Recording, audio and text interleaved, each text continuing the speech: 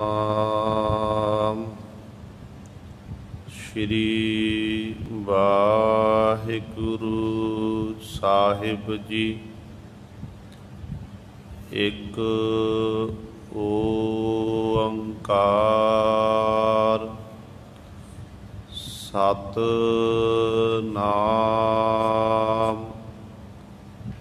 ਕਰਤਾ ਪੁਰਖ ਨਿਰਭਉ ਨਿਰਵੈਰ ਅਕਾਲ ਮੂਰਤ ਅਜੂਨੀ ਸੈਭੰ ਗੁਰ ਪ੍ਰਸਾਦਿ। ਤੂੰ ਮੇਰੋ ਮੇਰ ਪਰਬਤ ਸੁਆਮੀ, ਓਟ ਗਹੀ ਮੈਂ ਤੇਰੀ। ਨਾ ਤੁਮ ਡੋਲੋ ਨਾ ਹਮ ਗਿਰਤੇ, ਰਖ ਲੀਨੀ ਹਰ ਮੇਰੀ। ਅਬ ਤਬ ਜਬ ਕਬ ਤੂ ਹੀ, ਹਮ ਤੋ ਪ੍ਰਸਾਦ ਸੁਖੀ ਸਦਹੀ। ਅਬ ਤਬ ਤੂ ਹੀ, ਹਮ ਤੋ ਪ੍ਰਸਾਦ ਸੁਖੀ ਸਦਹੀ।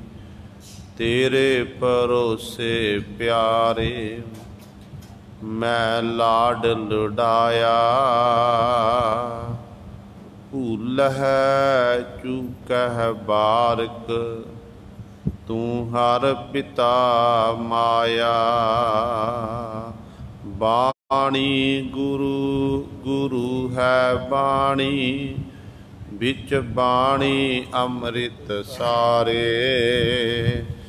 ਗੁਰ ਬਾਣੀ ਕਹੈ ਸੇਵਕ ਜਨ ਮਾਨੈ, ਪਰਤਖ ਗੁਰੂ ਨਿਸਤਾਰੇ।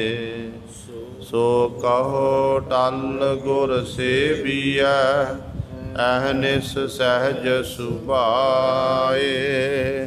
ਦਰਸ਼ਨ ਪਰਸੈ ਗੁਰੂ ਕੈ, ਜਨਮ ਮਰਨ ਦੁਖ ਹੋਵੈ ਸਿਫਤ ਖਸਮ ਦੀ। ਨੂਰ ਅਰਸੋ ਕੁਰਸੋ ਝਟੀਐ, ਤੁਧ ਡਿਠੇ ਸੱਚੇ ਪਾਤਸ਼ਾਹ। ਮਲ ਜਨਮ ਜਨਮ ਦੀ ਕੱਟੀਐ, ਸੱਜਣ ਸੱਚਾ ਪਾਤਸ਼ਾਹ। ਸਿਰ ਸਾਹਾਂ ਤੈ ਸਾਹੋ, ਜਿਸ ਪਾਸ ਬੈਠਿਆ ਸੋਹੀਐ। ਸਭਨਾਂ ਦਾ ਵਿਸਾਹੋ। ਸਤਿਨਾਮ ਸ਼੍ਰੀ ਵਾਹਿਗੁਰੂ ਸਾਹਿਬ ਜੀ। ਮਾਰੂ ਮਹੱਲਾ ਪਹਿਲਾ। ਸਤਿਗੁਰ ਦਾਤਾ ਮੁਕਤ ਕਰਾਏ, ਸਭ ਰੋਗ ਗਵਾਏ। ਅੰਮ੍ਰਿਤ ਰਸ ਪਾਏ, ਜਮ ਜਾਗਾਤ ਨਾਹੀ ਕਰ ਲਾਗੈ। ਜਿਸ ਅਗਨ ਬੁਝੀ ਠਰ ਸੀਨਾ ਹੈ। ਸਤਿਗੁਰ ਦਾਤਾ ਮੁਕਤ ਕਰਾਏ, ਸਭ ਰੋਗ ਗਵਾਏ। ਅੰਮ੍ਰਿਤ ਰਸ ਪਾਏ, ਜਮ ਜਾਗਾਤ ਨਾਹੀ ਕਰ ਲਾਗੈ। ਜਿਸ ਅਗਨ ਬੁਝੀ ਠਰ ਸੀਨਾ ਹੈ। ਕਾਇਆ ਹੰਸ ਪ੍ਰੀਤ ਬਹੁ ਧਾਰੀ, ਉਹ ਜੋਗੀ ਪੁਰਖ ਉਹ ਸੁੰਦਰ ਨਾਰੀ। ਅਹਨਿਸ ਭੋਗੈ ਚੋਜ ਬਿਨੋਦੀ, ਉਠ ਚਲਤੈ ਮਤਾ ਨ ਕੀਨਾ ਹੈ। ਸ੍ਰਿਸ਼ਟ ਉਪਾਏ ਰਹੇ ਪ੍ਰਭ ਸਾਜੈ। ਪੌਣ ਪਾਣੀ ਬੈਸੰਤਰ ਗਾਜੈ। ਮਨੁਆ ਡੋਲੈ ਦੂਤ ਸੰਗਤ ਮਿਲ। ਸੋ ਪਾਏ ਜੋ ਕਿਛ ਕੀਨਾ ਹੈ। ਨਾਮ ਵਿਸਾਰ ਦੁਖ ਦੁਖ ਸਹੀਐ। ਹੁਕਮ ਭਇਆ ਰਹੀਐ। ਨਰਕ ਕੂਪ ਮਹਿ ਗੋਤੇ ਖਾਵੈ। ਜਿਉ ਜਲ ਤੇ ਬਾਹਰ ਮੀਨਾ ਹੈ। 84 ਨਰਕ ਸਾਕਤ ਭੋਗਾਈਐ। ਜੈਸਾ ਕੀਚੈ ਤੈਸੋ ਪਾਈਐ। ਸਤਿਗੁਰ ਬਾਝੋ ਮੁਕਤ ਨ ਹੋਈ। ਕਿਰਤ ਬਾਧਾ ਗ੍ਰਸ ਦੀਨਾ ਹੈ। 84 ਨਰਕ ਸਾਕਤ ਭੋਗਾਈਐ। ਜੈਸਾ ਕੀਚੈ ਤੈਸੋ ਪਾਈਐ। ਸਤਿਗੁਰ ਬਾਝੋ ਮੁਕਤ ਨ ਹੋਈ। ਕਿਰਤ ਬਾਧਾ ਗ੍ਰਸ ਦੀਨਾ ਹੈ। ਵਾਹਿਗੁਰੂ ਜੀ ਕਾ ਖਾਲਸਾ ਵਾਹਿਗੁਰੂ ਜੀ ਕੀ ਫਤਿਹ। ਪਰਮ ਸਨਮਾਨਯੋਗ ਜੁਗੋ ਜੁਗ ਅਟਲ ਚਵਰ ਛਤਰ ਤਖਤ ਦੇ ਮਾਲਕ, ਲੋਕ ਪਰਲੋਕ ਦੇ ਰੱਖਿਅਕ, ਸਰਬ ਸਾਂਝੀ ਵਾਲਤਾ ਦਾ ਉਪਦੇਸ਼ ਦੇਣ ਵਾਲੇ ਧੰਨ ਧੰਨ ਸਾਹਿਬ ਸ੍ਰੀ ਗੁਰੂ ਗ੍ਰੰਥ ਸਾਹਿਬ ਸੱਚੇ ਸਤਿਗੁਰੂ ਜੀ ਦੀ ਪਾਵਨ ਪਵਿੱਤਰ ਨਿੱਘੀ ਗੋਦ ਅੰਦਰ ਜੁੜ ਬੈਠੇ ਗੁਰੂ ਰੂਪ ਗੁਰੂ ਸਵਾਰੇ ਸਤ ਸੰਗੀ ਜਨੋ, ਆਪ ਜੀ ਵੱਡੀਆਂ ਭਾਗਾਂ ਵਾਲੇ ਹੋ ਜੋ ਦਸ਼ਮੇਸ਼ ਪਿਤਾ ਗੁਰੂ ਕਲਗੀਧਰ ਸਤਿਗੁਰੂ ਅੰਮ੍ਰਿਤ ਕੇ ਦਾਤੇ ਸਰਬੰਸ ਦਾਨੀ ਸਾਹਿਬੇ ਕਮਾਲ ਧੰਨ ਧੰਨ ਸਾਹਿਬ ਸ੍ਰੀ ਗੁਰੂ ਗੋਬਿੰਦ ਸਿੰਘ ਮਹਾਰਾਜ ਜੀ ਦੀ ਪਾਵਨ ਪਵਿੱਤਰ ਅਸਥਾਨ ਚਰਨ ਛੋਹ ਧਰਤੀ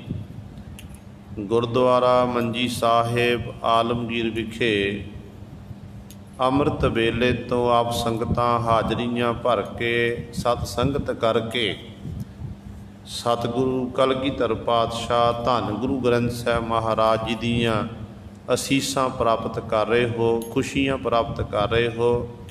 ਸਤਿਗੁਰਾਂ ਦੇ ਪਾਵਨ ਸਥਾਨ ਵਿਖੇ ਅੰਮ੍ਰਿਤ ਵੇਲੇ ਤੋਂ ਸਜੇ ਦੀਵਾਨਾਂ ਵਿੱਚ ਆਪ ਜੀ ਨੇ ਹੁਣੇ ਹੀ ਸਤਿਕਾਰਯੋਗ ਗੁਰੂ ਘਰ ਦੇ ਕੀਰਤਨੀਆਂ ਪਾਸੋਂ ਸ਼੍ਰੀ ਆਸਾ ਜੀ ਕੀ ਵਾਰ ਦੇ ਕੀਰਤਨ ਸ਼ਰਵਣ ਕੀਤੇ ਹਨ। ਸੋ ਆਓ ਗੁਰੂ ਸਵਾਰਿਓ, ਸਮਾਂ ਹੈ ਜੋ ਚੱਲ ਰਹੀ ਲੜੀਵਾਰ ਗੁਰਬਾਣੀ ਦੀ ਕਥਾ ਮਾਰੂ ਰਾਗ ਦੇ ਵਿੱਚੋਂ ਆਪ ਸੰਗਤਾਂ ਸ਼ਰਵਣ ਕਰਦੀਆਂ ਆ ਰਹੀਆਂ ਹਨ।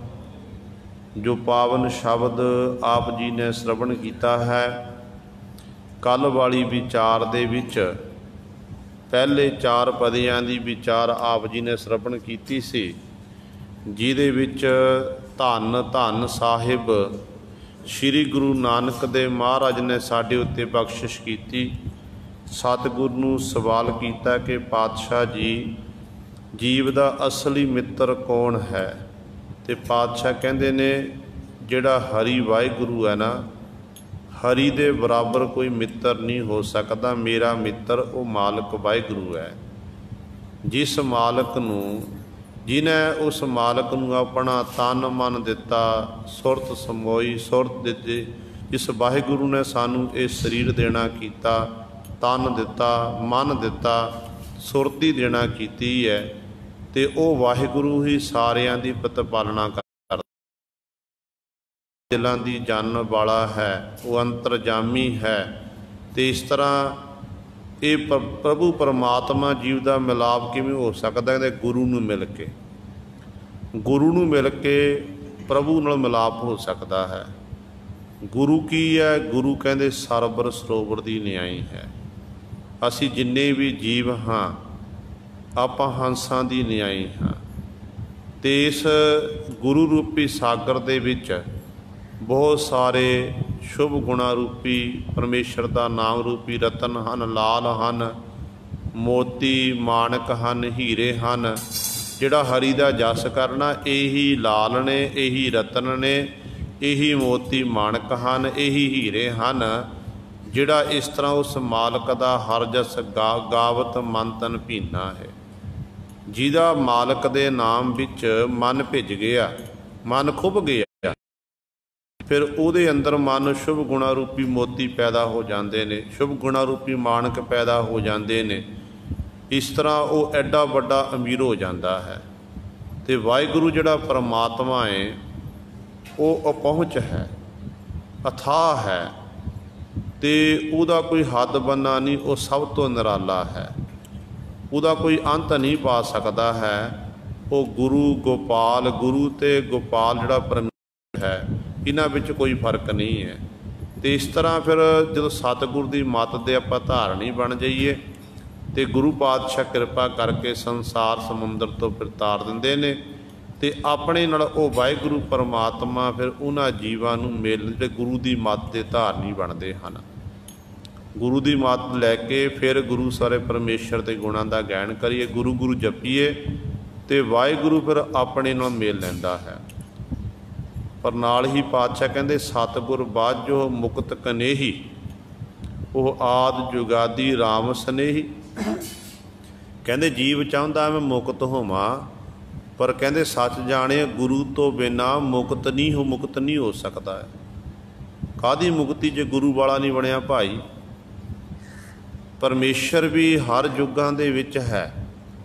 ਜਦੋਂ ਸੰਸਾਰ ਨਹੀਂ ਬਣਿਆ ਉਦੋਂ ਪਰਮੇਸ਼ਰ ਸੀ, ਜੁਗਾਦ ਯੁੱਗਾਂ ਦੇ ਵਿੱਚ ਵੀ ਹੈ। ਅਤੇ ਗੁਰੂ ਜਿਹੜਾ ਹੈ ਪਰਮੇਸ਼ਰ ਦਾ ਹੀ ਰੂਪ ਹਨ, ਅਤੇ ਗੁਰੂ ਅਤੇ ਪਰਮੇਸ਼ਰ ਵਿੱਚ ਕੋਈ ਫਰਕ ਨਹੀਂ ਹੈ। ਜਦੋਂ ਦਾ ਪਰਮੇਸ਼ਰ ਬਣਿਆ ਉਦੋਂ ਤੋਂ ਪਰਮੇਸ਼ਰ ਨੇ ਗੁਰੂ ਪਾਤਸ਼ਾਹ ਨੂੰ ਬਣਾ ਦਿੱਤਾ, ਅਤੇ ਹਰ ਯੁੱਗ ਦੇ ਵਿੱਚ ਗੁਰੂ ਪਰਮੇਸ਼ਰ ਨਾਲ ਸਨੇਹ ਕਰਦਾ ਹੈ।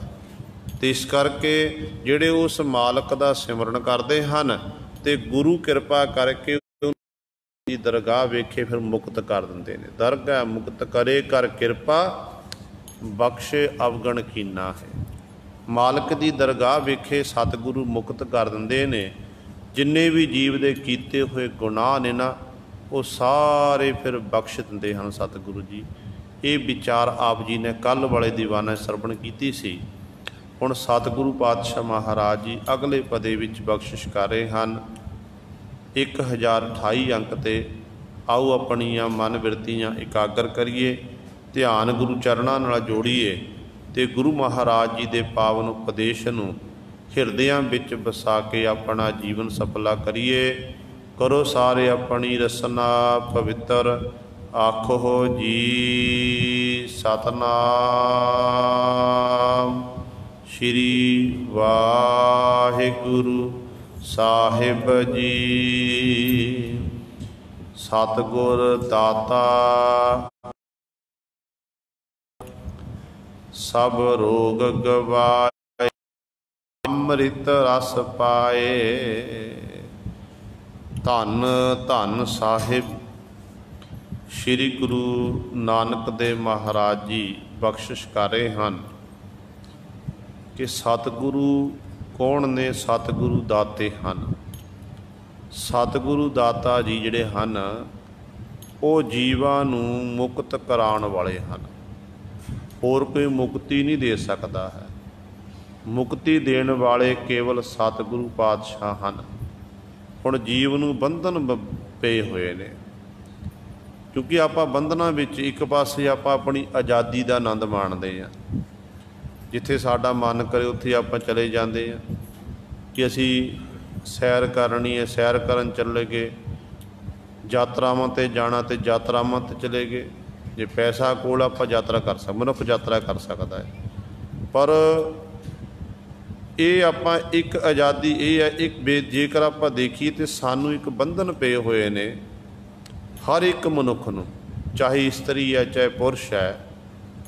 ਉਹ ਬੰਧਨ ਨੇ ਵਿਕਾਰਾਂ ਦੇ ਬੰਧਨ, ਉਹ ਬੰਧਨ ਨੇ ਜੰਮਣ ਮਰਨ ਦੇ ਬੰਧਨ। ਉਹਨਾਂ ਬੰਧਨਾਂ ਤੋਂ ਸਾਨੂੰ ਮੁਕਤ ਕਰਾਉਣ ਵਾਲੇ ਸਾਡੇ ਗੁਰੂ ਪਾਤਸ਼ਾਹ ਜੀ ਹਨ।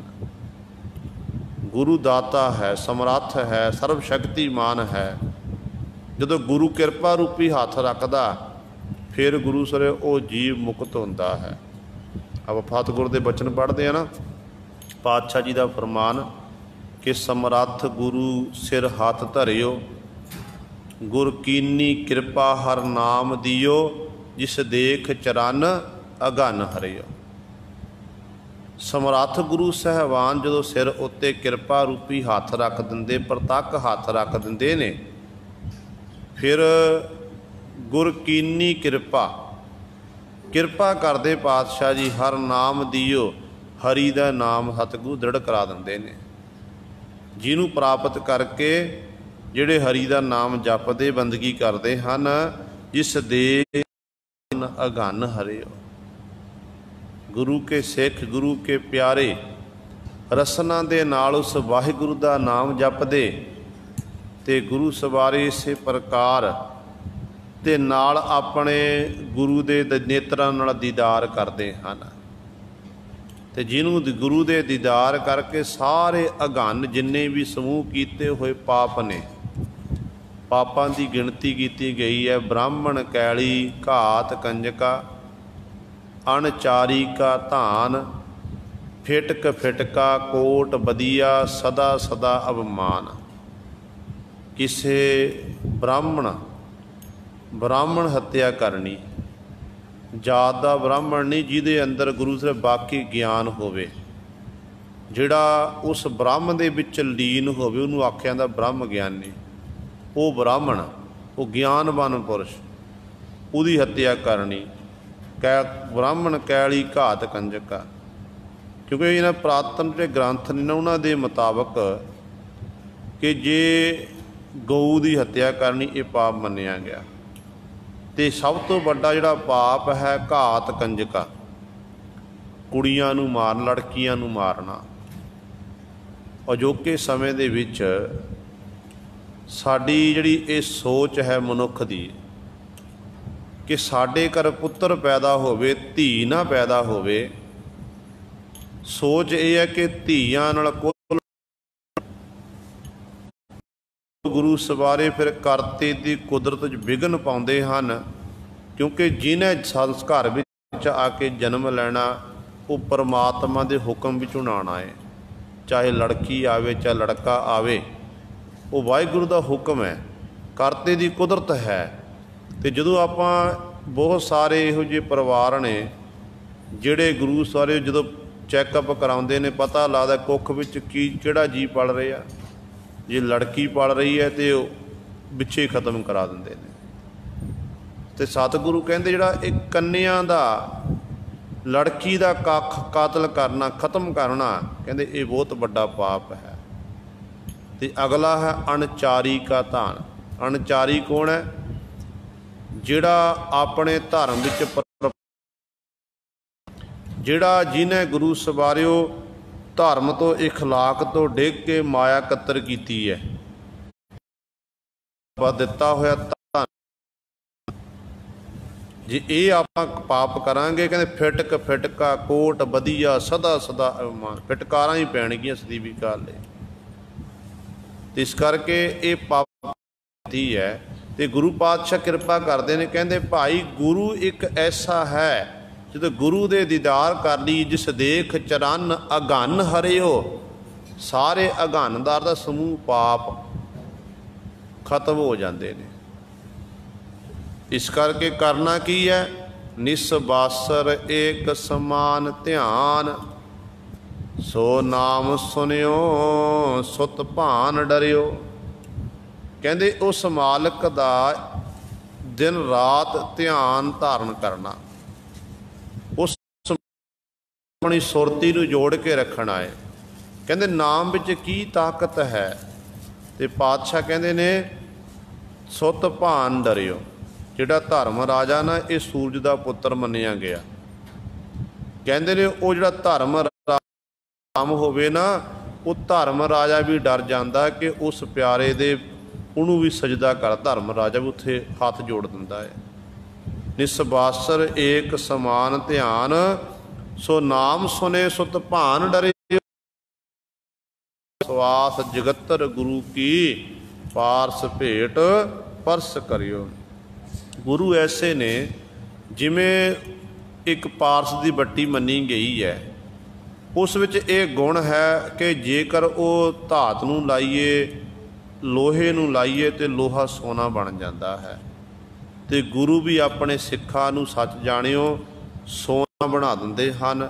ਆਪਣੇ ਸਿੱਖ ਦਾ ਹਿਰਦਾ ਬਿਲਕੁਲ ਸ਼ੁੱਧ ਕਰ ਦਿੰਦੇ ਨੇ, ਕਿਉਂਕਿ ਜਿਵੇਂ ਸੋਨਾ ਕੀਮਤੀ ਮੰਨਿਆ ਗਿਆ, ਇਸੇ ਤਰ੍ਹਾਂ ਜਿਹੜਾ ਗੁਰੂ ਦੇ ਲੜ ਲੱਗਦਾ, ਗੁਰੂ ਦੀਆਂ ਕਥਾ ਕਹਾਣੀਆਂ ਸੁਣਦਾ ਸੁਣਾਉਂਦਾ ਏ, ਫਿਰ ਮੰਨਦਾ ਏ, ਪਰ ਗੁਰੂ ਦੇ ਆਸ਼ੇ ਅਨੁਸਾਰ ਆਪਣੇ ਜੀਵਨ ਨੂੰ ਬਤੀਤ ਕਰਦਾ ਏ, ਤੇ ਉਹਦੇ ਜਿਹੜੇ ਵਿਚਾਰ ਨੇ ਉਹ ਸੋਨੇ ਜੈਸੇ ਹੋ ਜਾਂਦੇ ਨੇ।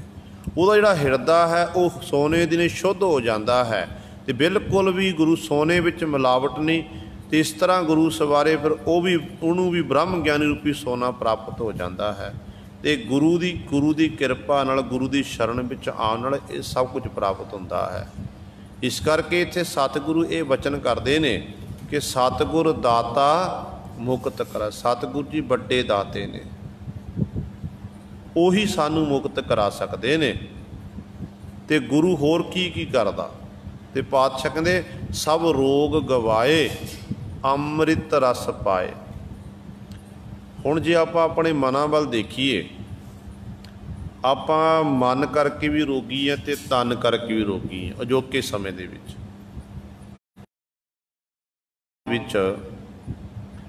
ਜੇਕਰ ਆਪਾਂ ਸਰੀਰਾਂ ਦੀ ਗੱਲ ਕਰੀਏ, ਸਰੀਰਕ ਰੋਗ ਵੀ ਹਰ ਇੱਕ ਜੀਵ ਨੂੰ ਲੱਗਿਆ ਹੋਇਆ ਹੈ। ਗੁਰਬਾਣੀ ਵਿੱਚ ਸਤਿਗੁਰੂ ਨੇ ਇੱਥੋਂ ਤੱਕ ਬਚਨ ਕਰ ਦਿੱਤੇ ਕਿ ਜੋ ਜੋ ਦੀਸੈ ਸੋ ਸੋ ਰੋਗੀ, ਰੋਗ ਰਹਿਤ ਮੇਰਾ ਸਤਿਗੁਰ ਜੋਗੀ।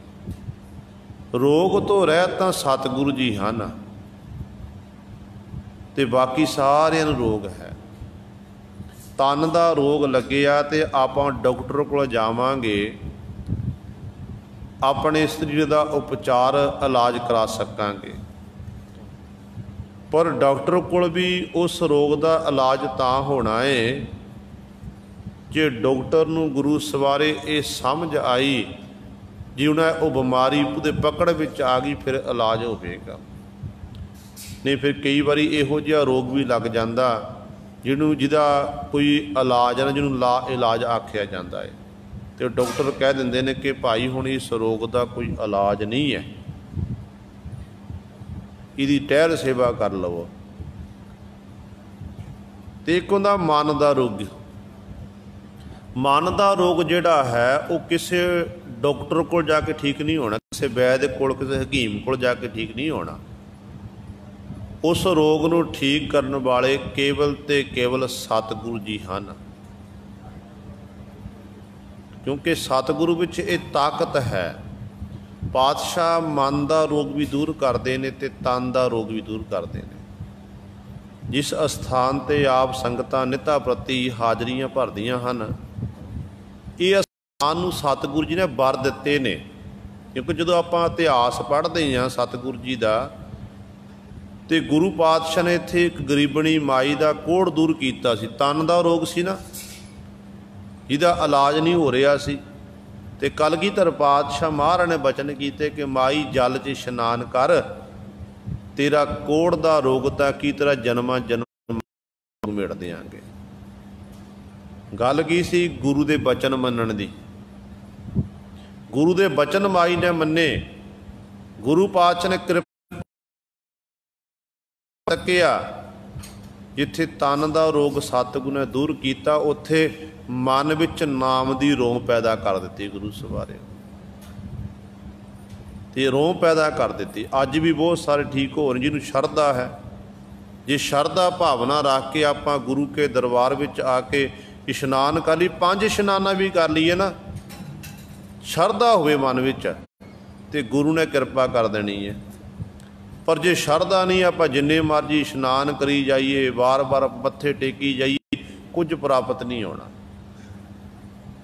ਲੋੜ ਹੈ ਸ਼ਰਧਾ ਬਣਾਉਣ ਦੀ, ਭਾਵਨਾ ਬਣਾਉਣ ਦੀ। ਕਈ ਵਾਰੀ ਸ਼ੰਕਾ ਪੈਦਾ ਕਰ ਲੈਂਦੇ ਨੇ ਕਈ, ਇੰਝ ਕਿਵੇਂ ਹੋ ਸਕਦਾ ਜੀ? ਕੋਈ ਇਸ਼ਨਾਨ ਕਰਨ ਦੇ ਨਾਲ ਠੀਕ ਹੋ ਸਕਦਾ ਏ, ਤੇ ਆਪਾਂ ਕਿਸੇ ਦੀ ਗੱਲਾਂ ਵੱਲ ਧਿਆਨ ਨਹੀਂ ਦੇਣਾ। ਆਪਾਂ ਇਹ ਸੋਚਣਾ ਕਿ ਨਹੀਂ ਹੋ ਸਕਦਾ ਠੀਕ, ਮੇਰੇ ਕੀਤੀ ਹੈ, ਤੇ ਜੇ ਮਾਈ ਨੂੰ ਠੀਕ ਕਰਦਾ ਤੇ ਸਤਿਗੁਰੂ ਸਾਨੂੰ ਵੀ ਠੀਕ ਕਰ ਸਕਦੇ ਨੇ।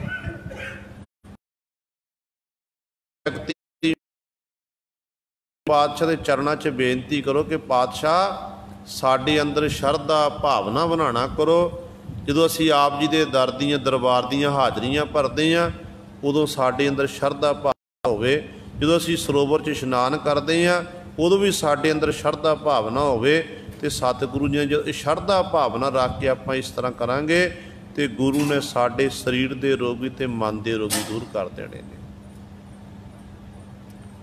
ਮਨ ਦੇ ਰੋਗ ਵੀ ਤੇ ਤਨ ਦੇ ਰੋਗ ਵੀ, ਦੋਨੋਂ ਰੋਗ ਦੂਰ ਹੋ ਜਾਣੇ ਨੇ। ਇਸ ਕਰਕੇ ਗੁਰੂ ਪਾਤਸ਼ਾਹ ਜੀ ਐਸੇ ਨੇ, ਰੋਗ ਰਹਿਤ ਮੇਰਾ ਸਤਿਗੁਰ ਜੋਗੀ। ਸਤਿਗੁਰੂ ਰੋਗ ਤੋਂ ਰਹਿਤ ਨੇ। ਜਿਹੜਾ ਸਤਿਗੁਰ ਦੀ ਸ਼ਰਨ ਵਿੱਚ ਚੱਲ ਕੇ ਆਉਂਦਾ ਏ, ਤੇ ਗੁਰੂ ਪਾਤਸ਼ਾਹ ਜੀ ਉਹਦੇ ਫਿਰ ਸਾਰੇ ਰੋਗ ਗਵਾ ਦਿੰਦੇ ਨੇ। ਪਾਤਸ਼ਾਹ ਨੂੰ ਸਵਾਲ ਕੀਤਾ, ਕਹਿਣ ਲੱਗੇ, ਪਾਤਸ਼ਾਹ ਜਦੋਂ ਕੋਈ ਜੀਵ ਰੋਗੀ ਹੋਵੇ, ਰੋਗੀ ਇਨਸਾਨ ਡਾਕਟਰ ਕੋਲ ਜਾਂਦਾ, ਵੈਦ ਕੋਲ ਜਾਂਦਾ, ਤੇ ਵੈਦ ਤਾਂ ਫਿਰ ਅੱਗੋਂ ਦਵਾਈ ਦਿੰਦਾ ਏ, ਮੈਡੀਸਨ ਦਿੰਦਾ। ਡਾਕਟਰ ਕਹਿੰਦਾ ਵੀ ਆਹ ਤੂੰ ਮੈਡੀਸਨ ਖਾਣਾ ਕਰ, ਜੋ ਇਹ ਦਵਾਈ ਖਾਵੇਗਾ ਤੈਨੂੰ ਹੌਲੀ ਹੌਲੀ ਆਰਾਮ ਆ ਜਾਵੇਗਾ। ਤੇ ਪਾਤਸ਼ਾਹ ਜੀ ਫਿਰ ਸਤਿਗੁਰੂ ਜੀ ਕਿਹੜੀ ਦਵਾਈ ਦਿੰਦੇ ਨੇ? ਗੁਰੂ ਪਾਤਸ਼ਾਹ ਕੋਲ ਕਿਹੜੀ ਦਵਾ ਹੈ ਜਿਹਦੇ ਰਾਹੀਂ ਜੀਵ ਦੇ ਰੋਗ ਜਿਹੜੇ ਨੇ, ਮਨ ਦੇ ਰੋਗ ਦੂਰ ਹੁੰਦੇ ਨੇ? ਤੇ ਸਤਿਗੁਰੂ ਕਹਿੰਦੇ ਨੇ ਅੰਮ੍ਰਿਤ ਰਸ ਪਾਏ। ਤੇ ਗੁਰੂ ਆਪਣੇ ਪਿਆਰਿਆਂ ਨੂੰ ਨਾਮ ਹੈ, ਤੇ ਨਾਮ ਰੂਪੀ ਰਸ ਜਿਹੜਾ ਮ੍ਰਿਤੂ ਤੋਂ ਰਹਿਤ ਕਰਨ ਵਾਲਾ, ਇਹ ਰਸ ਸਤਿਗੁਰੂ ਪਾਉਂਦੇ ਨੇ ਜੀਵ ਦੇ ਹਿਰਦੇ ਅੰਦਰ ਵਿੱਚ। ਰਸਨਾ ਨਾਲ ਜੀਵ ਜਪਦਾ ਜਾਂਦਾ, ਤੇ ਹੌਲੀ ਹੌਲੀ ਉਹ ਰਸ ਜਿਹੜਾ ਹੈ ਉਹ ਸਾਡੇ ਅੰਦਰ ਅੰਤःਕਰਨ ਵਿੱਚ ਜਾ ਕੇ ਪਹੁੰਚਦਾ। ਜਦੋਂ ਅੰਦਰ ਪਹੁੰਚ ਗਿਆ, ਫਿਰ ਗੁਰੂ ਸਵਾਰੇ ਸਾਰੇ ਰੋਗ, ਤਨ ਦੇ ਰੋਗ ਤੇ ਮਨ ਦੇ ਰੋਗ, ਗੁਰੂ ਨੇ ਆਪਣੇ ਆਪ ਹੀ ਦੂਰ ਕਰ ਦੇਣੇ ਨੇ। ਗੁਰੂ ਕੋਲ ਨਾਮ ਦੀ ਦਵਾਈ ਹੈ, ਤੇ ਜਿਸ ਨਾਮ ਦੀ ਦਵਾਈ ਦੇ ਨਾਲ ਸਾਡੇ ਰੋਗ ਜਿਹੜੇ ਨੇ ਉਹ ਠੀਕ ਹੁੰਦੇ ਨੇ। ਇਸ ਕਰਕੇ ਜਿਵੇਂ ਆਪਾਂ ਸਤਿਗੁਰ ਦੇ ਬਚਨ ਪੜ੍ਹਦੇ ਨਾ, ਪਾਤਸ਼ਾਹ ਕਹਿੰਦੇ ਨੇ, ਮੇਰਾ ਵੈਦ ਗੁਰੂ ਗੋਬਿੰਦਾ, ਹਰ ਹਰ ਨਾਮ ਔਖਦ ਮੁਖ ਦੇਵੈ, ਕਾਟੈ ਜਮ ਕੀ ਫੰਦਾ। ਗੁਰੂ ਤਾਂ ਇਹੋ ਜਿਹਾ ਹੈ, ਜਮਾਂ ਦੀਆਂ ਫਾਹੀਆਂ ਨੂੰ ਕੱਟਣ ਵਾਲਾ ਏ, ਤੇ ਸਰੀਰਕ ਰੋਗਾਂ ਦੀ ਤਾਂ ਦੂਰ ਦੀ ਗੱਲ ਹੈ। ਕਿੰਨਿਆਂ ਨੂੰ ਸਤਿਗੁਰ ਨੇ ਠੀਕ। ਜੇਕਰ ਪੰਜਵੇਂ ਪਾਤਸ਼ਾਹ ਮਹਾਰਾਜ ਦੀ ਹਜ਼ੂਰੀ ਵਿੱਚ ਬਾਦਸ਼ਾਹ ਜਹਾਂਗੀਰ ਦਾ ਜਿਹੜਾ ਵਜ਼ੀਰ ਸੀ, ਜਿਹਦਾ ਨਾਮ ਵਜ਼ੀਰ ਖਾਂ, ਜਿਹਨੂੰ ਜਲੋਧਰ ਦਾ ਰੋਗ ਹੋਇਆ ਸੀ, ਉਹ ਪਾਤਸ਼ਾਹ ਦੀ ਹਜ਼ੂਰੀ ਵਿੱਚ ਅੰਮ੍ਰਿਤਸਰ ਦੀ ਧਰਤੀ 'ਤੇ ਪਹੁੰਚਦਾ, ਤੇ ਪੰਜਵੇਂ ਗੁਰਦੇਵ ਮਹਾਰਾਜ ਉਸ ਵਜ਼ੀਰ ਖਾਂ ਨੂੰ ਠੀਕ ਕਰਦੇ ਨੇ। ਕਿੰਨਿਆਂ ਦੀ ਆਪਾਂ ਗੱਲ ਕਰੀਏ, ਬਹੁਤ ਸਾਰੇ ਇਤਿਹਾਸ ਸਾਨੂੰ ਹਵਾਲੇ ਮਿਲਦੇ ਨੇ, ਜਦੋਂ ਪਤਾ ਲੱਗਦਾ ਕਿ ਬਾਕੀ ਸਤਿਗੁਰੂ ਸਾਡੇ ਰੋਗਾਂ ਦੀ ਨਿਵਰਤੀ ਕਰਨ ਵਾਲੇ ਨੇ। ਇਸ ਕਰਕੇ ਸਤਿਗੁਰੂ ਕੋਲ ਨਾਮ ਰੂਪੀ ਅੰਮ੍ਰਿਤ ਹੈ, ਜਿਹਦੇ ਰਾਹੀਂ ਸਤਿਗੁਰੂ ਉਹ ਅੰਮ੍ਰਿਤ ਪੀ ਕੇ ਜਿਵੇਂ ਮ੍ਰਿਤੂ ਤੋਂ ਰਹਿਤ ਹੋ ਜਾਂਦਾ, ਨਾਮ ਜਲ ਛਕ ਕੇ ਗੁਰੂ ਸਰ ਜੀਵ ਮ੍ਰਿਤੂ ਤੋਂ ਰਹਿਤ ਹੋ ਜਾਂਦਾ ਹੈ।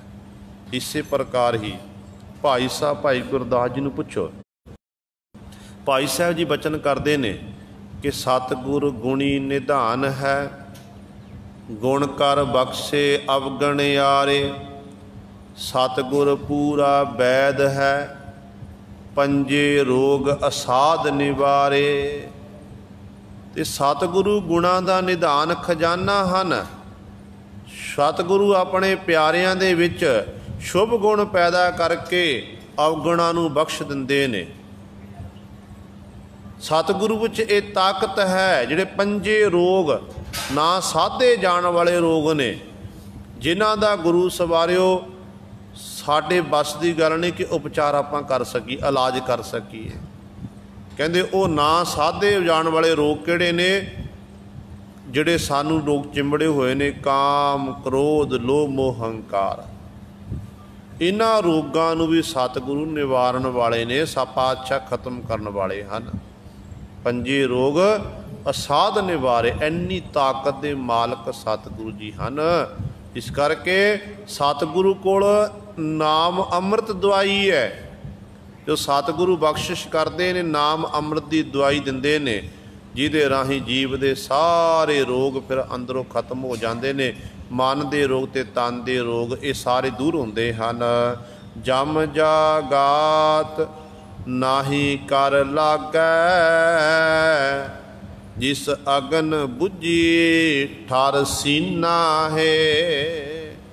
ਸਤਿਗੁਰੂ ਜੀ ਅਗਲੇ ਪੰਕਤੀ 'ਚ ਬਖਸ਼ਿਸ਼ ਕਰਦੇ ਹਨ ਕਿ ਜਿਹੜੇ ਫਿਰ ਜਿਨ੍ਹਾਂ ਨੂੰ ਨਾਮ ਦਾ ਰਸ ਪ੍ਰਾਪਤ ਹੋ ਜਾਂਦਾ ਹੈ, ਸਾਸ ਗਰਾਸ ਦੁਆਰਾ ਉਸ ਮਾਲਕ ਦਾ ਨਾਮ ਜਪਦੇ ਹਨ, ਉਹਨਾਂ ਨੂੰ ਫਿਰ ਜਮ ਜਾਗਾਤ, ਜਮਾਂ ਦੇ ਜਿਹੜੇ ਵਸੂਲੀਏ ਹਨ ਉਹ ਗੁਰੂ ਸਾਹਿਬ ਕਰ ਨਹੀਂ ਲਾਉਂਦੇ, ਟੈਕਸ ਨਹੀਂ ਲਾਉਂਦੇ ਹਨ। ਉਹ ਜਮ ਉਹਨਾਂ ਦੇ ਨੇੜੇ ਨਹੀਂ ਆਉਂਦੇ ਹਨ, ਕਿਉਂਕਿ ਉਹ ਕਿਹੋ ਜਿਹੇ ਹਨ, ਜਿਸ ਅਗਨ ਬੁਝੀ ਠਰ ਸੀਨਾ ਹੈ, ਜਿਨ੍ਹਾਂ ਦੇ ਅੰਦਰੋਂ ਵਿਕਾਰਾਂ ਦੀ ਅੱਗ ਬੁਝ ਗਈ, ਵਿਸ਼ਿਆਂ ਦੀ ਅੱਗ ਬੁਝ ਗਈ, ਤ੍ਰਿਸ਼ਨਾ ਇਤਿਆਦਿ ਖਤਮ ਹੋ ਗਈ, ਜਿਨ੍ਹਾਂ ਨੂੰ ਨਾਮ ਦੀ ਪ੍ਰਾਪਤੀ ਹੋ ਗਈ। ਨਾਮ ਜਿਹੜਾ ਹੈ ਗੁਰੂ ਸਵਾਰੇ, ਨਾਮ ਜਲ ਜੀਵ ਦੇ ਤਪ ਤੇ ਹਿਰਦੇ ਨੂੰ ਠੰਡਾ ਕਰਨ ਵਾਲਾ ਹੈ। ਠਰ ਸੀਨਾ, ਜਦੋਂ ਅੰਦਰ ਪ੍ਰਾਪਤ ਹੁੰਦਾ ਨਾ, ਤੇ ਉਦੋਂ ਜੀਵ ਦਾ ਹਿਰਦਾ ਬਿਲਕੁਲ ਸ਼ਾਂਤ ਹੋ ਜਾਂਦਾ। ਜਿਵੇਂ ਅੱਗ ਨੂੰ ਬੁਝਾਉਣ ਦੇ ਲਈ ਸਾਨੂੰ ਪਾਣੀ ਦੀ ਲੋੜ ਪੈਂਦੀ ਹੈ। ਅੱਗ ਲੱਗ ਗਈ, ਅੱਗ ਨੂੰ ਖਤਮ ਕਰਨ ਦੇ ਲਈ ਪਾਣੀ ਦਾ ਇਸਤੇਮਾਲ ਕੀਤਾ ਜਾਂਦਾ ਹੈ। ਪਾਣੀ ਨਾਲ ਅੱਗ ਬੁਝ ਜਾਂਦੀ ਹੈ। ਜਿਹੜੀ ਬਾਹਰ ਦੀ ਅੱਗ ਹੈ ਅਸੀਂ ਉਹ ਪਾਣੀ ਨਾਲ ਬੁਝਾ ਲਵਾਂਗੇ, ਪਰ ਜਿਹੜੀ ਸਾਡੇ ਅੰਦਰ ਵਿਸ਼ਿਆਂ ਦੀ ਅੱਗ ਹੈ, ਤ੍ਰਿਸ਼ਨਾ ਦੀ ਅੱਗ ਹੈ, ਵਿਕਾਰਾਂ ਦੀ ਅੱਗ ਹੈ, ਇਹ ਅੱਗ ਗੁਰੂ ਸਾਹਿਬ ਪਾਣੀ ਨਾਲ ਨਹੀਂ ਬੁਝਣੀ। ਇਹ ਅੱਗ ਬੁਝਣੀ ਹੈ ਸਾਹਿਬਾਂ ਦੀ ਬਾਣੀ ਦੇ ਨਾਲ, ਨਾਮ ਅੰਮ੍ਰਿਤ ਜਲ ਦੇ ਨਾਲ। ਜਿਹਦੇ ਕੋਲ ਸਾਹਿਬਾਂ ਦੀ ਬਾਣੀ ਹੈ, ਜਿਹੜੇ ਬਾਣੀ ਪੜ੍ਹਦੇ ਨੇ, ਬਾਣੀ ਨੂੰ ਵਿਚਾਰਦੇ ਹਨ, ਅਸਲ ਵਿੱਚ ਫਿਰ ਉਹਨਾਂ ਦੇ ਅੰਦਰ ਜਿਹੜੀ ਹੈ ਇਹ ਅੱਗ ਜਿਹੜੀ ਸ਼ਾਂਤ ਹੋ ਜਾਂਦੀ ਹੈ। ਆਪਾਂ ਸਤਿਗੁਰ ਦੇ ਬਚਨ ਪੜ੍ਹਦੇ ਹਾਂ ਨਾ ਕਿ ਫੂਟੋ ਆਂਡਾ ਭਰਮ ਕਾ, ਮਨ ਹੈ ਭਿਆ ਪਰਗਾਸ, ਤਪਤ ਕੜਾਹਾ ਬੁਝ ਗਿਆ, ਗੁਰ ਸੀਤਲ ਨਾਮ ਦੀਆ। ਜਦੋਂ ਭਰਮ ਦਾ ਆਂਡਾ ਫੁੱਟ ਗਿਆ, ਮਨ ਵਿੱਚ ਫਿਰ ਗਿਆਨ ਦਾ ਪ੍ਰਕਾਸ਼ ਹੁੰਦਾ ਹੈ, ਤੇ ਗੁਰੂ ਫਿਰ ਆਪਣੇ ਦਰੋਂ ਸੀਤਲ ਨਾਮ, ਠੰਡਾ ਠਾਰ ਕਰਨ ਵਾਲਾ ਨਾਮ ਦਿੰਦਾ ਹੈ। ਇਸ ਨਾਮ ਨੂੰ ਪ੍ਰਾਪਤ ਕਰਕੇ ਜਿਹੜਾ ਜੀਵ ਦਾ ਕੜਾਹਾ ਕੀ ਹੈ, ਸਾਡਾ ਹਿਰਦੇ ਰੂਪੀ ਕੜਾਹੜ ਤਪ ਰਿਹਾ ਹੈ ਦਿਨ ਰਾਤ। ਕਹਿੰਦੇ ਜਦੋਂ ਨਾਮ ਜਲ ਪੈਂਦਾ ਤੇ ਉਹ ਠੰਡਾ ਹੋ ਜਾਂਦਾ ਹੈ। ਇਸੇ ਤਰ੍ਹਾਂ ਗੁਰੂ ਪਾਤਸ਼ਾਹ ਨੂੰ ਪੁੱਛੋ, ਧੰਨ ਗੁਰੂ ਅਰਜਨ ਦੇਵ ਮਹਾਰਾਜ ਦੇ ਬਚਨ ਨੇ। ਸਤਿਗੁਰੂ ਕਹਿੰਦੇ ਨੇ ਕਿ ਚੰਦਨ ਚਾਂਦਨਾ ਸਰਦ ਰੁੱਤ, ਮੂਲ ਨਾ ਮਿਟੇ ਘਾਮ, ਸੀਤਲ ਥੀਵੈ ਨਾਨਕਾ, ਜਪੰਦੜੋ ਹਰ ਨਾਮ। ਚੰਦਨ ਠੰਡਾ ਮੰਨਿਆ ਗਿਆ, ਸਰਦ ਰੁੱਤ ਠੰਡੀ ਹੈ। ਤੇ ਇਸ ਤਰ੍ਹਾਂ ਸਤਿਗੁਰੂ ਕਹਿੰਦੇ ਨੇ ਇਹ ਚਾਹੇ ਚੰਦਨ ਹੋਵੇ, ਚੰਦਨ ਦਾ ਇਸਤੇਮਾਲ ਕਰ, ਚੰਦਨ ਦਾ ਟਿੱਕਾ ਲੇਪਨ ਆਪਣੇ ਮੱਥੇ ਉੱਤੇ ਕਰੇ, ਸਰਦ ਰੁੱਤ ਠੰਡੀ ਮੰਨੀ ਗਈ ਹੈ। ਪਰ ਕਹਿੰਦੇ ਇਹਨਾਂ ਦੇ ਨਾਲ ਤੇਰੇ ਬਾਹਰ ਦਾ ਸਰੀਰ ਤਾਂ ਠੰਡਾ ਹੋ ਜਾਵੇਗਾ, ਅੰਦਰ ਦੀ ਠੰਡਕ ਤੈਨੂੰ ਮਹਿਸੂਸ ਨਹੀਂ ਹੋਵੇਗੀ। ਤੇ ਕਈ ਇਹੋ ਜਿਹੇ ਨੇ ਜਿਹੜੇ ਆਪਣੇ ਮੱਥੇ ਉੱਤੇ ਚੰਦਨ ਦਾ ਤਿਲਕ ਲਾਉਂਦੇ ਨੇ। ਕਿਉਂ ਲਾਉਂਦੇ ਨੇ? ਕਿ ਤਾਂ ਕਿ ਸਾਡੇ ਅੰਦਰ ਠੰਡ ਵਰਤ ਜਾਵੇ। ਪਰ ਗੁਰੂ ਸਵਾਰੇ ਕੁਝ ਸਮੇਂ ਲਈ ਇਹ ਠੰਡ ਰਹੇਗੀ, ਫਿਰ ਉਸੇ ਤਰ੍ਹਾਂ ਗਰਮੀ ਹੋ ਜਾਵੇਗੀ। ਚੰਦਨ ਦੇ ਨਾਲ ਸਾਡੀ ਅੰਦਰ ਦੀ ਤਪਸ਼ ਨਹੀਂ ਮਿਟ ਸਕਦੀ ਹੈ। ਅੰਦਰ ਦੀ ਤਪਸ਼ ਮਿਟਾਉਣ ਦੇ ਲਈ ਸਾਨੂੰ ਨਾਮ ਜਲ ਦਾ ਇਸਤੇਮਾਲ ਕਰਨਾ ਪਵੇਗਾ। ਤੇ ਪਾਤਸ਼ਾਹ ਕਹਿੰਦੇ ਸੀਤਲ ਥੀਵੈ ਨਾਨਕਾ, ਜਪੰਦੜੋ ਹਰ ਨਾਮ।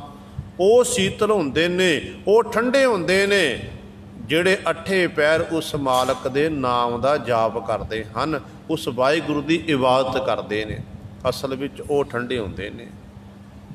ਫਿਰ ਇਸ ਤਰ੍ਹਾਂ ਜਿਨ੍ਹਾਂ ਨੂੰ ਇਹ ਦਾ ਜਲ ਪ੍ਰਾਪਤ ਹੋ ਜਾਂਦਾ, ਉਹਨਾਂ ਦੇ ਅੰਦਰੋਂ ਫਿਰ ਜਿਹੜੀ ਵਿਕਾਰਾਂ ਦੀ ਅੱਗ ਹੈ ਬੁੱਝ ਜਾਂਦੀ ਹੈ, ਉਹਨਾਂ ਦਾ ਹਿਰਦਾ ਠੰਡਾ ਠਾਰ ਹੋ ਜਾਂਦਾ ਹੈ। ਜਮਾਂ ਦੇ ਵਸੂਲੀਏ ਉਹਨਾਂ ਨੂੰ ਫਿਰ ਕਰ ਨਹੀਂ ਲਾ ਸਕਦੇ ਹਨ।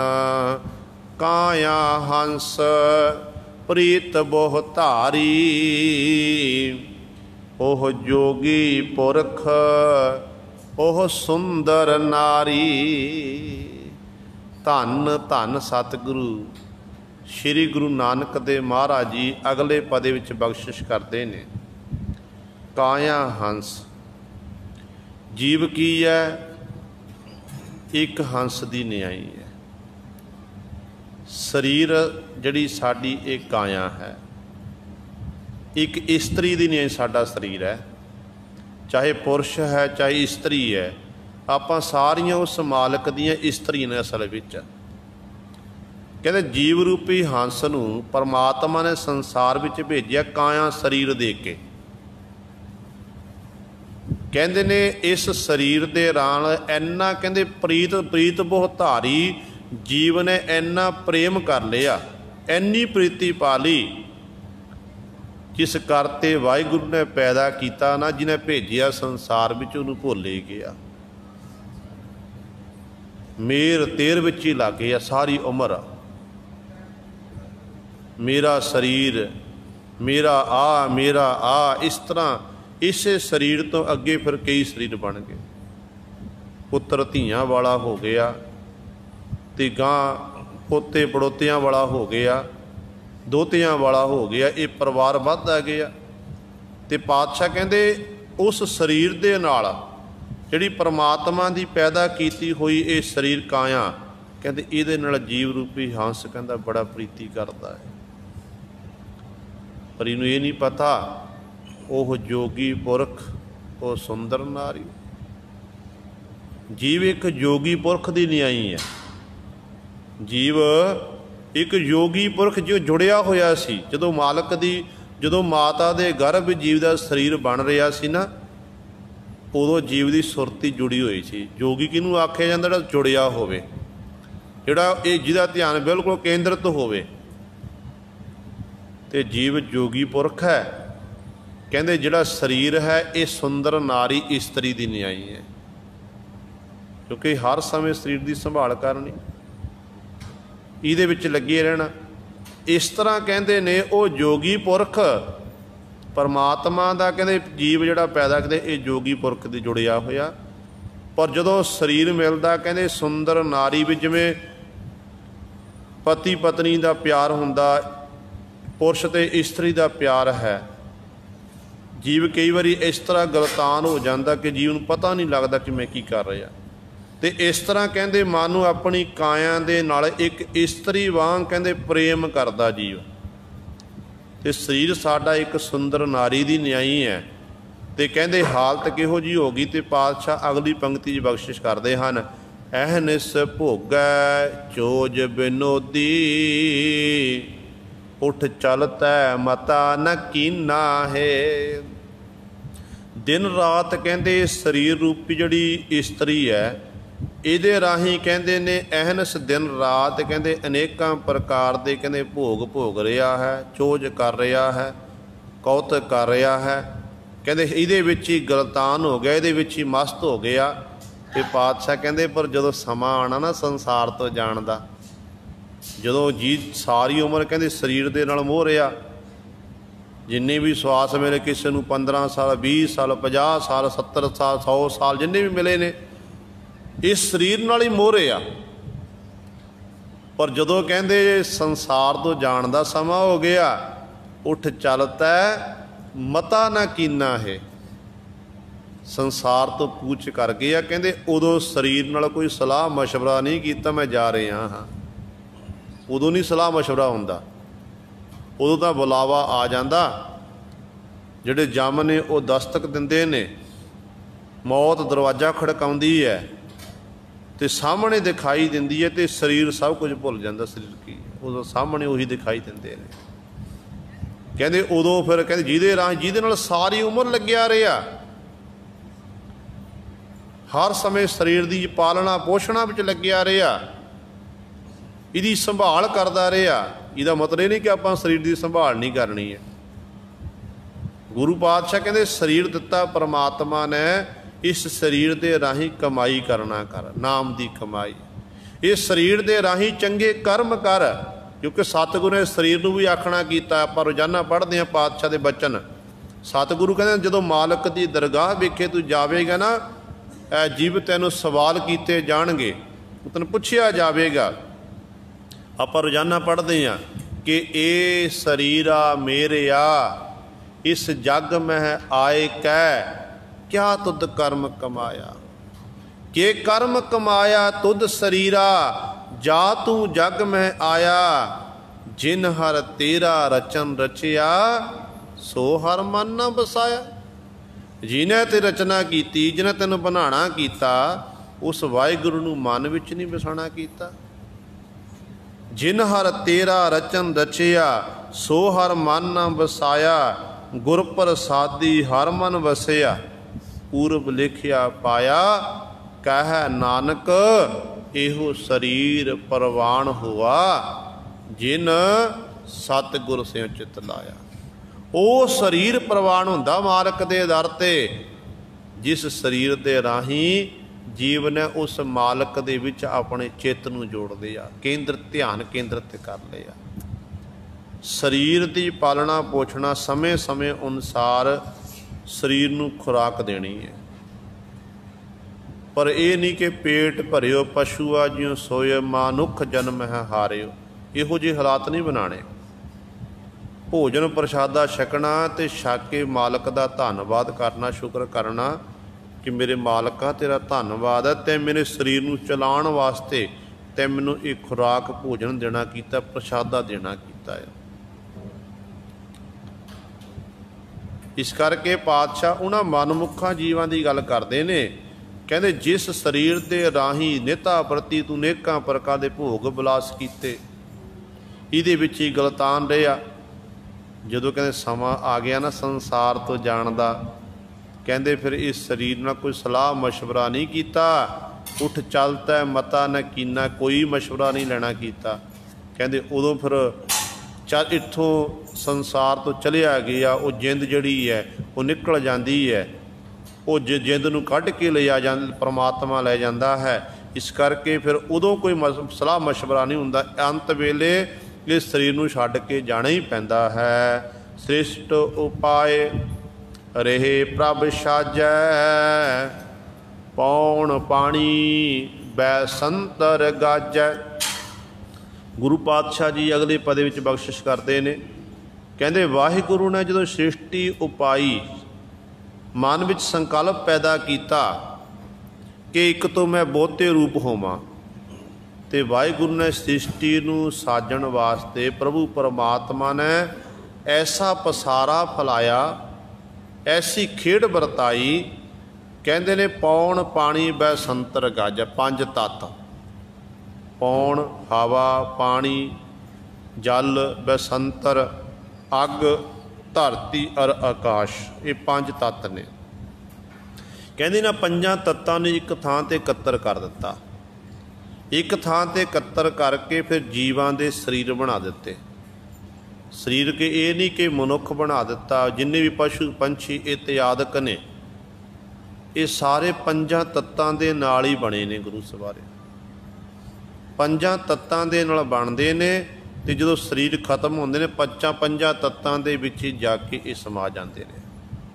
ਆਪਾਂ ਦੇਖਦੇ ਹਾਂ, ਦੇਖੋ ਜਦੋਂ ਮਨੁੱਖ ਚੜ੍ਹਾਈ ਕਰਦਾ ਹੈ, ਚੜ੍ਹਾਈ ਕਰਨ ਵੇਲੇ ਮਨੁੱਖ ਦਾ ਇਸ਼ਨਾਨ ਕਰਾਇਆ ਜਾਂਦਾ, ਪਾਣੀ ਦਾ ਇਸਤੇਮਾਲ ਹੁੰਦਾ ਨਾ, ਇਸ਼ਨਾਨ ਕਰਾਇਆ ਜਾਂਦਾ। ਇਸ਼ਨਾਨ ਕਰਨ ਤੋਂ ਬਾਅਦ ਸ਼ਮਸ਼ਾਨ ਭੂਮੀ ਵੇਖੇ ਉਹਨੂੰ ਲਿਜਾਇਆ ਜਾਂਦਾ, ਲੱਕੜਾਂ ਦੇ ਨਾਲ ਗੁਰੂ ਸਹੁਰੇ ਫਿਰ ਸਾੜਿਆ ਜਾਂਦਾ ਹੈ। ਫਿਰ ਉੱਥੇ ਇੱਕ ਤੱਤ ਅੱਗ ਮਿਲ ਗਈ, ਅਤੇ ਉਹ ਜਿਹੜਾ ਸਰੀਰ ਸੜ ਕੇ ਸੁਆਹ ਹੋ ਕੇ ਮਿੱਟੀ ਵਿੱਚ ਰਲ ਜਾਂਦਾ।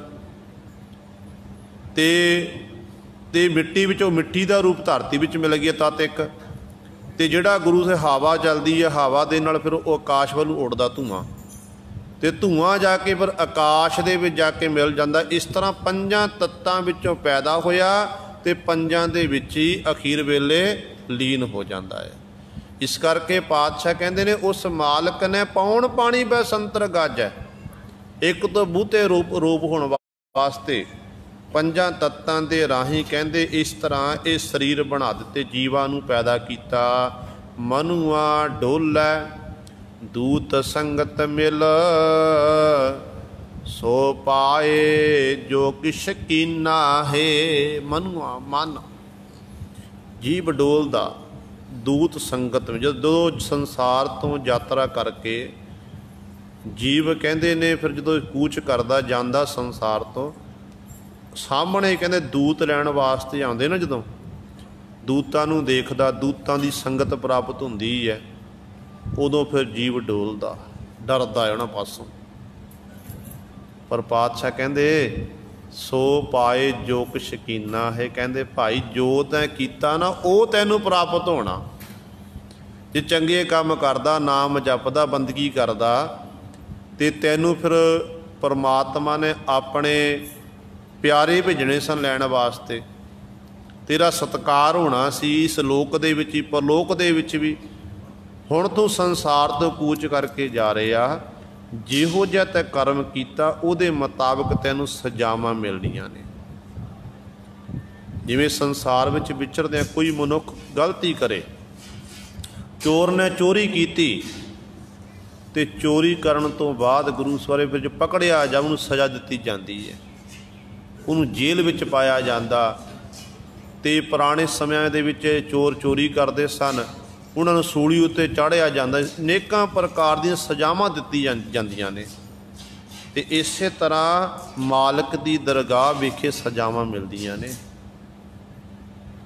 ਇੱਥੋਂ ਦੀ ਕਚਹਿਰੀ ਦੀਆਂ ਸਜ਼ਾਵਾਂ ਵੱਖਰੀਆਂ ਨੇ ਤੇ ਵਾਹਿਗੁਰੂ ਦੇ ਦਰ ਦੀਆਂ ਜਿਹੜੀਆਂ ਸਜ਼ਾਵਾਂ ਉਹ ਵੱਖਰੀਆਂ ਨੇ। ਉੱਥੇ ਸਜ਼ਾਵਾਂ ਮਿਲਦੀਆਂ ਨੇ ਵੀ ਟੇਢੀਆਂ ਮੇਢੀਆਂ ਜੂਨਾਂ, ਟੇਢੀਆਂ ਮੇਢੀਆਂ ਜੂਨਾਂ ਵਿੱਚ ਬਾਰ-ਬਾਰ ਭਟਕਣਾ, 84 ਦੇ ਗੇੜ ਵਿੱਚ ਚੱਲੇ ਜਾਣਾ, ਇਸ ਤਰ੍ਹਾਂ ਵਿਚਰਦੇ ਰਹਿਣਾ।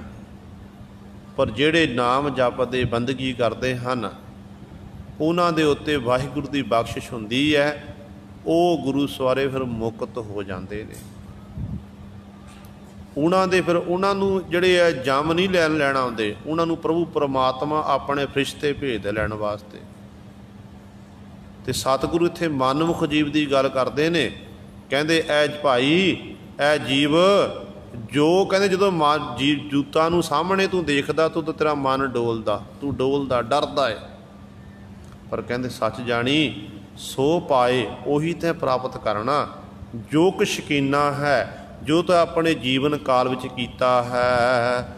ਨਾਮ ਵਿਸਾਰ ਦੋਖ ਦੁੱਖ ਸਹੀ ਹੈ, ਹੁਕਮ ਭਇਆ ਚੱਲਣਾ ਕਿਉਂ ਰਹੀ ਹੈ। ਪਾਤਸ਼ਾਹ ਜੀ ਕਹਿੰਦੇ ਨੇ ਨਾਮ ਵਿਸਾਰ, ਵਾਹਿਗੁਰੂ ਦੇ ਨਾਮ ਨੂੰ ਵਿਸਾਰ ਕੇ ਜੀਵ ਨੂੰ ਦੁੱਖ ਚਿਮੜਦੇ ਨੇ। ਬੜਾ ਵੱਡਾ ਦੋਸ਼ ਹੈ ਵਾਹਿਗੁਰੂ ਦਾ ਨਾਮ ਵਿਸਾਰਨਾ। ਤੇ ਇਸ ਤਰ੍ਹਾਂ ਫਿਰ ਭੁੱਲ ਕੇ ਪਰਮਾਤਮਾ ਦੇ ਨਾਮ ਨੂੰ ਕਹਿੰਦੇ ਦੁੱਖ ਹੀ ਜੀਵ ਨੂੰ ਸਹਿਣੇ ਪੈਂਦੇ ਨੇ, ਦੁੱਖ ਚਿਮੜਦੇ ਨੇ ਆ ਕੇ।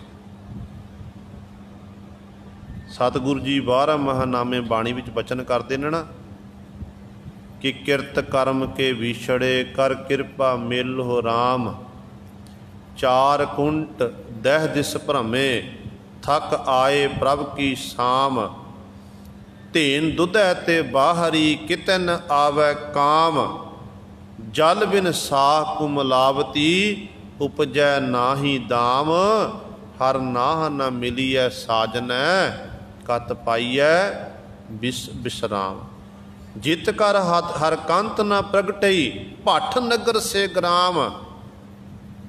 ਸਤਿਗੁਰੂ ਕਹਿੰਦੇ ਨੇ ਜਿਸ ਹਿਰਦੇ ਰੂਪੀ ਘਰ ਦੇ ਵਿੱਚ ਕੰਤ ਪਤੀ ਪਰਮੇਸ਼ਰ ਪ੍ਰਗਟ ਨਹੀਂ ਹੋਇਆ, ਕਹਿੰਦੇ ਉਹ ਹਿਰਦਾ ਇੰਝ ਸੜਦਾ ਹੈ ਮਾਨੋ ਜਿਵੇਂ ਭੱਠ ਨਗਰ ਸੇ ਗ੍ਰਾਮ।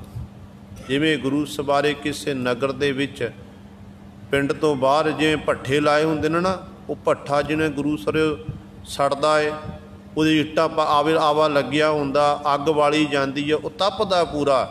ਕਹਿੰਦੇ ਸੱਚ ਜਾਣੇ ਉਸ ਜੀਵ ਦਾ ਹਿਰਦਾ ਵੀ ਪਰਮਾਤਮਾ ਦੇ ਨਾਮ ਤੋਂ ਬਿਨਾਂ ਇਸ ਤਰ੍ਹਾਂ ਉਸ ਭੱਠੇ ਦੇ ਨਹੀਂ ਹਰ ਸਮੇਂ ਆਵੇ ਦੇ ਨਹੀਂ ਸੜਦਾ ਰਹਿੰਦਾ ਹੈ।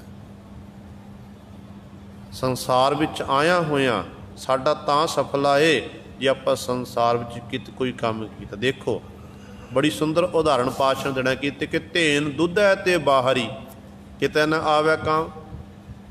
ਗਾਂ ਘਰ ਵਿੱਚ ਹੈ, ਗਊ ਘਰ ਵਿੱਚ ਹੈ, ਦੁੱਧ ਦਿੰਦੀ ਹੈ ਅਤੇ ਉਹਨੂੰ ਸਮੇਂ ਅਨੁਸਾਰ ਉਹਦੀ ਪਾਲਣਾ ਪੋਸ਼ਣਾ ਕੀਤੀ ਜਾਂਦੀ ਹੈ, ਉਹਨੂੰ ਪਾਣੀ ਦਿੱਤਾ ਜਾਂਦਾ, ਉਹਨੂੰ ਪੱਠੇ ਪਾਏ ਜਾਂਦੇ ਨੇ। ਪਰ ਜਦੋਂ ਉਹ ਗਾਂ ਦੁੱਧ ਦੇਣ ਤੋਂ ਉਹਦਾ ਦੁੱਧ ਖਤਮ ਹੋ ਜਾਵੇ ਅਤੇ ਉਹੀ ਪਰਿਵਾਰ ਦੇ ਜੀਵ ਨੂੰ ਸੜਕਾਂ ਉੱਤੇ ਛੱਡ ਦਿੰਦੇ ਨੇ। ਜਿੰਨੀਆਂ ਹੁਣ ਗਾਵਾਂ ਫਿਰਦੀਆਂ ਨੇ ਸੜਕਾਂ ਉੱਤੇ, ਉਹ ਗੁਰੂ ਸਾਰੇ ਲੋਕਾਂ ਦੇ ਰੱਖੀਆਂ ਹੋਈਆਂ ਸਨ। ਜੋ ਤੱਕ ਦੁੱਧ ਦਿੱਤਾ ਅਤੇ ਸਾਰਿਆਂ ਨੇ ਪਰਿਵਾਰ ਦੇ ਜੀਅ ਨੇ ਪਾਲਣਾ ਪੁੱਛਣਾ ਕਿ ਜੇ ਦੁੱਧ ਦੇਣੋਂ ਹਟ ਗਈ ਅਤੇ ਸੜਕਾਂ ਉੱਤੇ ਤੁਰਨ ਲੱਗ ਪਈ, ਜਿਹੜੇ ਸਾਡੇ ਬਹੁਤ ਸਾਰੇ ਜਿਹਦੇ ਰਾਹੀਂ ਵੱਡੇ ਵੱਡੇ ਐਕਸੀਡੈਂਟ ਹੋ ਰਹੇ ਨੇ।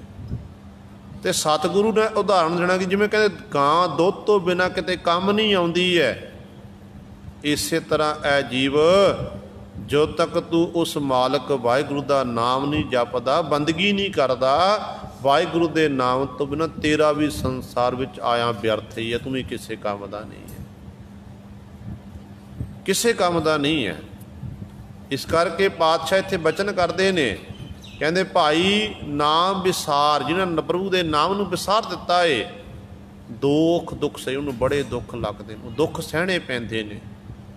ਕਿਉਂਕਿ ਕਤਮ ਕਰਮ ਕਮਾਵਣੇ ਦੋਸ ਨਾ ਕਾਹੂ ਜੋਗ, ਪਰਮੇਸ਼ਰ ਤੇ ਭੁੱਲਿਆ ਵਿਆਪਨ ਸਭੇ ਰੋਗ, ਬੇਮੁਖ ਹੋਏ ਰਾਮ ਤੇ ਲੱਗਣ ਜਨਮ ਵਿਜੋਗ, ਖਿਨ ਮੈਂ ਕੌੜੇ ਹੋਏ ਗਏ ਜਿਤੜੇ ਮਾਇਆ ਭੋਗ। ਖਿਣ ਮਾਤਰ 'ਚ ਕੌੜੇ ਹੋ ਜਾਂਦੇ ਨੇ। ਇਸ ਕਰਕੇ ਵਾਹਿਗੁਰੂ ਦੇ ਨਾਮ ਨੂੰ ਵਿਸਾਰਨ ਕਰਕੇ ਦੁੱਖ ਸਹਿਣੇ ਪੈਂਦੇ ਹਨ।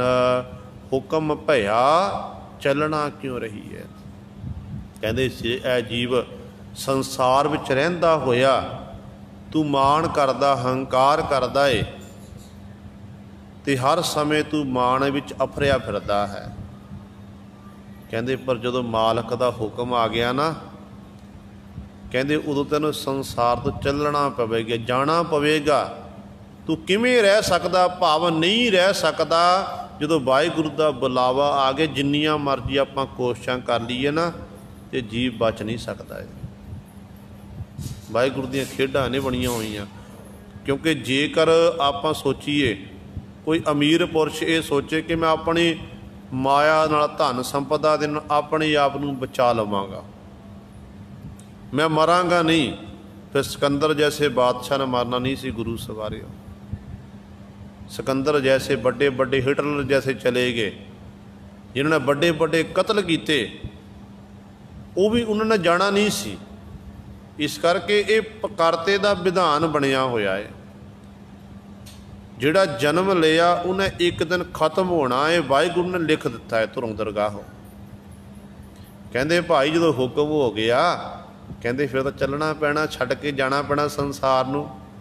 ਕਿਉਂ ਰਹੀ ਹੈ, ਕਿਵੇਂ ਭਾਈ ਤੂੰ ਇਸ ਸੰਸਾਰ ਵਿੱਚ ਰਹਿ ਸਕਦਾ ਹੈ, ਭਾਵ ਨਹੀਂ ਰਹਿ ਸਕਦਾ ਹੈ। ਉਦੋਂ ਤੈਨੂੰ ਸਭ ਕੁਝ ਛੱਡ ਕੇ ਜਾਣਾ ਪਵੇਗਾ। ਨਰਕ ਕੂਪ ਮਹਿ ਗੋਤੇ ਖਾਵੈ, ਜਿਉਂ ਜਲ ਤੇ ਬਾਹਰ ਮੀਨਾ ਹੈ। ਸਤਿਗੁਰੂ ਜੀ ਅਗਲੀ ਪੰਕਤੀ ਬਖਸ਼ਿਸ਼ ਕਰਦੇ ਹਨ ਕਿ ਨਰਕ ਕੂਪ ਮਹਿ ਗੋਤੇ ਖਾਵੈ। ਨਰਕ ਕੂਪ, ਨਰਕਾਂ ਦਾ ਕੂਪ ਦਾ ਅਰਥ ਹੈ ਖੂਹ। ਨਰਕਾਂ ਨਾਲ ਕਹਿੰਦੇ ਖੂਹ ਭਰਿਆ ਹੋਇਆ, ਉਹ ਡੂੰਘੇ ਖੂਹ ਦੇ ਵਿੱਚ ਕਹਿੰਦੇ ਫਿਰ ਜੀਵ ਗੋਤੇ ਖਾਂਦਾ ਹੈ। ਗੋਤੇ ਖਾਂਦਾ ਕਿਸ ਤਰ੍ਹਾਂ ਦੀ ਜੀਵ ਦੀ ਹਾਲਤ ਹੁੰਦੀ ਹੈ, ਜਿਉਂ ਜਲ ਤੇ ਬਾਹਰ ਮੀਨਾ ਹੈ। ਜੇ ਮੱਛੀ ਦਾ ਜੀਵਨ ਪਾਣੀ ਹੈ ਅਤੇ ਪਾਣੀ ਨਾਲੋਂ ਮੱਛੀ ਨੂੰ ਵੱਖਰੀ ਕਰ ਦਿੱਤਾ ਜਾਵੇ ਨਾ, ਮੱਛੀ ਤੜਫਦੀ ਹੈ ਗੁਰੂ ਸਵਾਰਿਓ। ਉਹ ਤੜਫ ਕੇ ਆਪਣੇ ਪ੍ਰਾਣ ਤਿਆਗ ਦਿੰਦੀ ਹੈ। ਅਤੇ ਸਤਿਗੁਰੂ ਕਹਿੰਦੇ ਨੇ ਇਸੇ ਤਰ੍ਹਾਂ ਹੀ ਪ੍ਰਭੂ ਦੇ ਜਦੋਂ ਤੂੰ ਨਰਕਾਂ ਵਿੱਚ ਪਵੇਗਾ ਨਾ, ਤੈਨੂੰ ਗੋਤੇ ਤੈਨੂੰ ਖਾਣੇ ਪੈਣਗੇ, ਤੇਰੀ ਹਾਲਤ ਮੱਛੀ ਦੀ ਨਹੀਂ ਹੋ ਜਾਵੇਗੀ।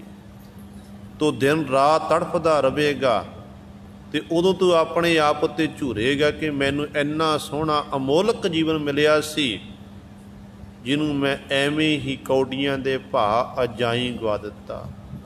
ਅਤੇ ਉਦੋਂ ਫਿਰ ਕਹਿੰਦੇ ਪਛਤਾਪ ਕਰਨ ਦਾ ਕੋਈ ਫਾਇਦਾ ਨਹੀਂ ਹੋਣਾ। ਉਦੋਂ ਸਮਾਂ ਲੰਘ ਚੁੱਕਿਆ ਹੁੰਦਾ ਹੈ।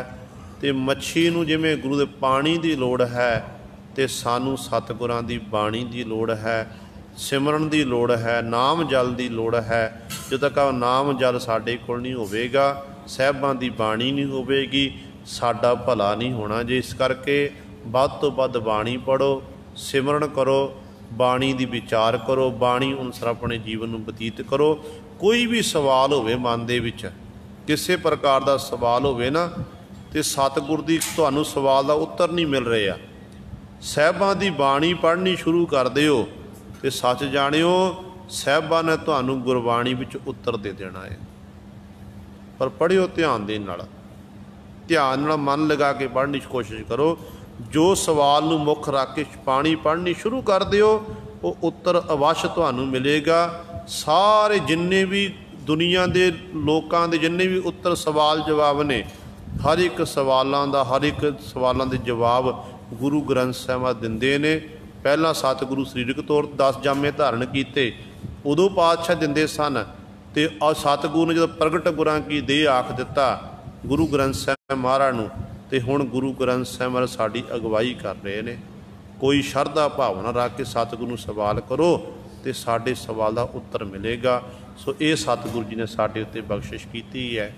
ਦਾਸ ਤੋਂ ਬੋਲਦੇ